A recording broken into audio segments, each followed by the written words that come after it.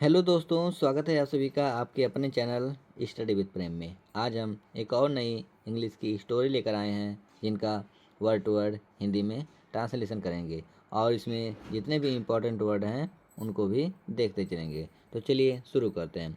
तो आज की कहानी है द काइंड फार्मर, यानी कि दयालु किसान। उसके बाद यह है कि वंस, यानी कि एक बार, there was a poor farmer, यानी कि एक गरीब किसान था। इन आ स्मॉल विलेज, यानी कि एक छोटे से गांव में। तो एक बार एक छोटे से गांव में एक गरीब किसान था। ही वर्कड वेरी हार्ड, यानी कि वह कठिन परिश्रम करता था। इन हिज फील्ड, यानी कि अपने खेतों में। एवरी डे, यानी कि प्रत्येक दिन। तो हो जाएगा कि वह प्रत्येक दिन अपने खेतों में कठिन परिश्रम करता था। उसके बाद अगली लाइन है कि आल दो, यानी कि हालांकि, ही वाज पुअर, वह गरीब था। हालांकि वह गरीब था। ही वाज काइंड, वह दयालु था। एंड ऑनेस्ट, और ईमानदार था।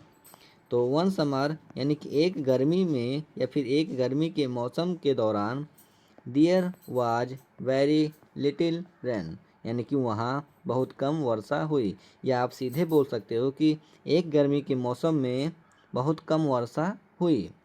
उसके बाद दिया है कि मेनी फार्मर्स, यानी कि बहुत किसान या बहुत से किसान, बिकेम, यानी कि हो गए, वरीड, यानी कि चिंतित, बिकाज, क्योंकि, दियर क्रॉप्स, यानी कि उनके फसल, फेयर ड्राइंग, यानी कि सूख रहे थे। बहुत से किसान चिंतित हो गए क्योंकि उनकी फसल सूख रहे थे। द पुअर फार्मर, यानी कि गरीब किसान, आल्सो, यानी कि भी, had very little food at home, यानी कि उसके घर पर बहुत कम भोजन था। यानी कि उस गरीब किसान के पास भी बहुत कम भोजन उसके घर पर था।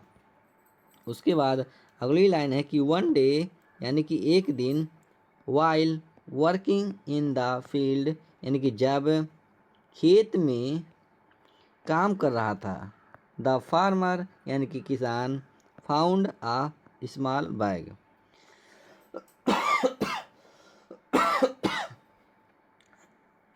सॉरी।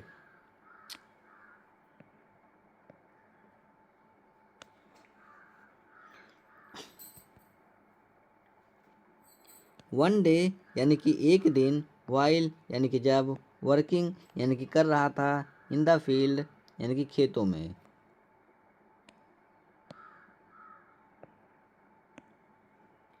वन डे, यानी कि एक दिन, वाइल, यानी कि जब, वर्किंग, यानी कि काम कर रहा था, इन द फील्ड, यानी कि खेत में। एक दिन जब वह खेत में काम कर रहा था।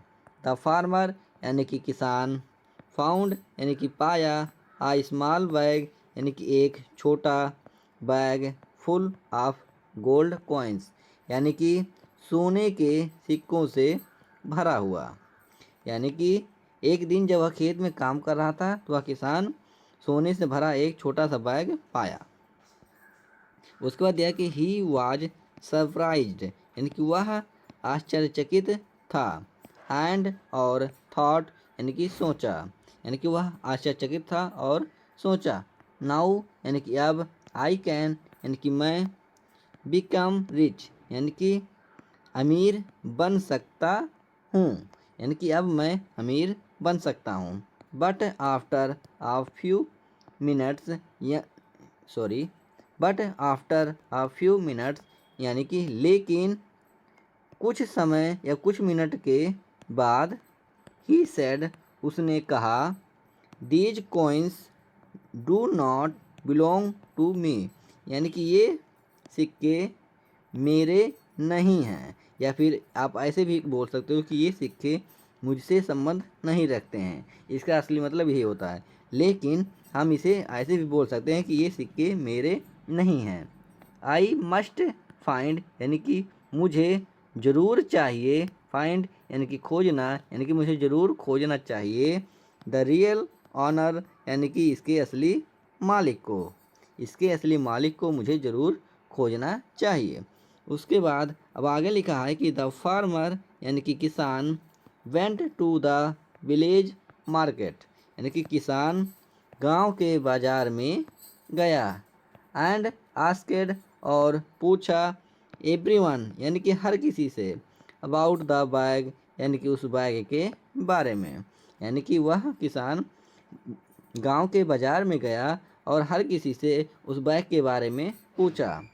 एट लास्ट यानी कि अंत में एन ओल्ड मैन यानी कि एक बूढ़ा आदमी केम यानी कि आया फॉरवर्ड यानी कि आगे एंड सेड और बोला दैट कि he had lost his money कि उसने अपना पैसा खो दिया है ऑन द रोड यानी कि सड़क पर। द फार्मर हैप्पीली यानी कि किसान ने खुशीपूर्वक रिटर्न यानी कि लौटा दिया द बैग यानी कि उस थैले को टू हिम यानी कि उसको यानी कि उस बूढ़े आदमी को। उसके बाद है कि द ओल्ड मैन यानी कि वह बूढ़ा आदमी वाज यानी कि था वेरी थैंकफुल यानी कि बहुत आभारी यानी कि वह बूढ़ा आदमी बहुत आभारी था। उसके बाद है कि ही सेड उसने कहा you are a truly honest man यानी कि तुम हो एक सच्चे ईमानदार आदमी। तुम एक सच्चे ईमानदार आदमी हो। प्लीज़ यानी कि कृपा करके एक्सेप्ट यानी कि स्वीकार करो सम कॉइन्स यानी कि कुछ सिक्कों को एज आ रिवार्ड यानी कि इनाम के रूप में। उसके बाद है कि बट द फार्मर लेकिन किसान ने स्माइल्ड यानी कि मुस्कुराया एंड सेड और बोला यानी कि लेकिन किसान मुस्कुराया और बोला ऑनेस्टी यानी कि ईमानदारी इज यानी कि है ग्रेटर यानी कि महान देन यानी कि अपेक्षा मनी यानी कि पैसे से यानी कि ऑनेस्टी यानी जो ईमानदारी है वह पैसे से ज़्यादा महान है। उसके बाद लिखा है कि आफ्टर हियरिंग दिस स्टोरी यानी कि यह कहानी सुनने के बाद ऑल द विलेजर्स यानी कि सभी गांव वाले रिस्पेक्टेड द फार्मर यानी कि आदर करने लगे इवन मोर यानी कि पहले से ज़्यादा। सून जल्द ही द रेन्स केम यानी कि जल्द ही वर्षा आई या फिर वर्षा हुई एंड हिज क्रॉप्स और उसकी फसलें ग्रू वेल ठीक तरीके से उग गईं। The farmer lived a happy and peaceful life यानी कि वह किसान एक खुशी और शांतिपूर्ण जीवन जिया। उसके बाद है मोरल। इस कहानी से हमें क्या सीख मिलती है कि ऑनेस्टी एंड काइंडनेस यानी कि ईमानदारी और दयालुता ऑलवेज यानी कि हमेशा ब्रिंग यानी कि लाती है रिस्पेक्ट यानी कि आदर एंड और हैप्पीनेस यानी कि खुशहाली। तो अगर ये वीडियो आपको अच्छा लगा हो तो इस वीडियो को लाइक करें और चैनल को सब्सक्राइब करना ना भूलें। मिलते हैं अगली वीडियो में, तब तक के लिए जय हिंद।